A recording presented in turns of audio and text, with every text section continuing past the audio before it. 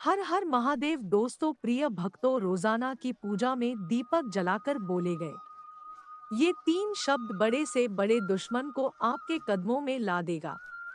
दीपक के बिना छोटी से लेकर बड़ी पूजा पाठ तक अधूरी मानी जाती है। दीपक एकमात्र ऐसा जरिया है जिससे आप अपने इष्ट तक अपनी बात पहुंचाने का रास्ता निकाल सकते हैं।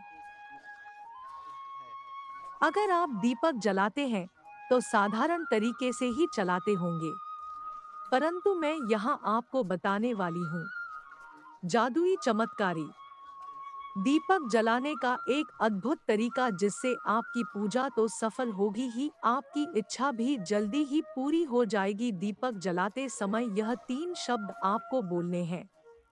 माँ लक्ष्मी की कृपा पाने के लिए सबसे पहले आप कमेंट बॉक्स में जय माँ लक्ष्मी जल्दी से लिख दीजिए। और अगर आपने अभी तक हमारे चैनल को सब्सक्राइब नहीं किया है तो सब्सक्राइब कर लीजिएगा। तो दीपक खास तौर पर प्रत्येक घर में जलाया जाता है। यह अलग बात है कि कुछ लोग घर में एक, तो कुछ लोग दो या कुछ लोग तीन दीपक जलाते हैं। यह अपनी अपनी श्रद्धा है, परंतु आपको मैं बता दूं कि शास्त्रों के अनुसार आप कम से कम तीन दीपक प्रतिदिन अवश्य जलाएं। तीन दीपकों से फायदा तो होगा ही, और आपकी पूजा भी स्वीकार होगी। घर में नकारात्मक शक्ति नहीं आएगी और साथ ही साथ घर में धन कभी भी कमी नहीं होगी। अब ये तीन दीपक आपको जलाने कहाँ है, वह ध्यान से सुन लीजिए। पहला दीपक आप पूजा के मंदिर में जलाएं। यह सुबह शाम दोनों समय जलेगा। और दूसरा जो दीपक है वह तुलसी माँ के चरणों में, यानी तुलसी का जहाँ अपने गमला रखा है वहां पर आपको जलाना है। इससे घर में धन संपदा बनी रहेगी। तीसरा दीपक घर के मुख्य द्वार यानी कि चौखट के बाहर की ओर आपको लगाना है। दीपक तेल का ही होना चाहिए। बाकी के जो दीपक होंगे, जो दो दीपक अपने घर के मंदिर में और तुलसी जी के पास लगाया है, वह आपको घी का जलाना है। लेकिन मुख्य द्वार पर चौखट पर जो आप दीपक जलाएंगे वह तेल का ही होना चाहिए। दीपक जलाते समय पुरुष हो या फिर महिला सिर ढक कर ही दीपक जलाएं।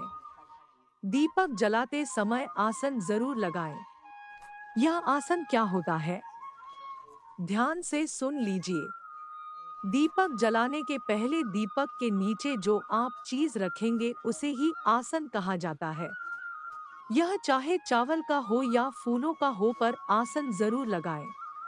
तभी दीपक जलाएं। अगर कुछ ना मिले तो पत्तों का आसन जरूर लगाएं, लेकिन आसन दीपक के नीचे लगाना अनिवार्य है, तभी भगवान पूजा स्वीकार करते हैं।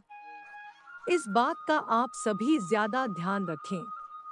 प्रिय भक्तों, अगर आप माँ भगवती, माँ दुर्गा या अन्य माता रानियों पूजा करते हैं तो तिल के तेल का दीपक जलाएं और इसमें रुई की बाती का प्रयोग नहीं करें, बल्कि मौली या लाल रंग के धागे की लंबी बाती बनाकर उसका प्रयोग करें।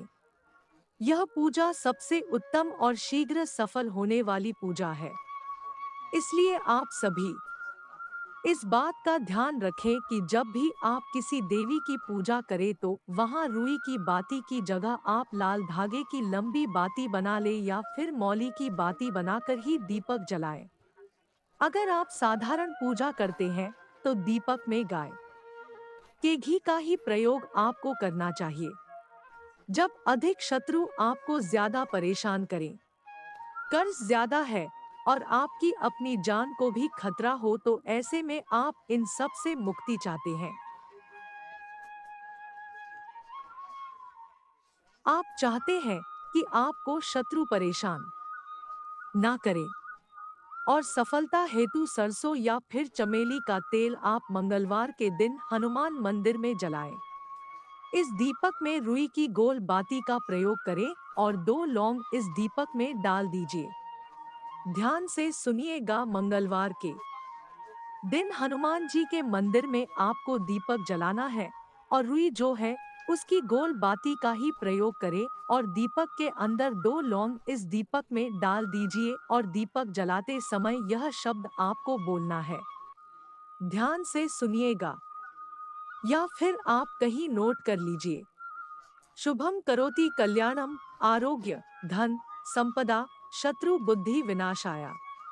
दीप ज्योति नमोस्तुते इसका अर्थ है शुभ और कल्याण, आरोग्य, धन संपदा देने वाली, शत्रु का विनाश करने वाले दीपक की ज्योति को मेरा नमस्कार है। और याद रखें, दीपक जलाने से घर में सुख समृद्धि आती है, इसलिए भूलकर भी खंडित दीपक का प्रयोग ना करें। मिट्टी का दीपक का ही आप ज्यादातर प्रयोग करें या फिर पूजा के मंदिर में जो दीपक जलाया जाता है उसका प्रयोग करें। एक चीज का ध्यान रखें, दीपक जितना पुराना होता है वह उतना ही ज्यादा पूजनीय होता है। इस उपाय को जरूर करिएगा। वीडियो पसंद आई हो तो लाइक कर दीजिएगा और चैनल को सब्सक्राइब करिएगा। हर हर महादेव दोस्तों।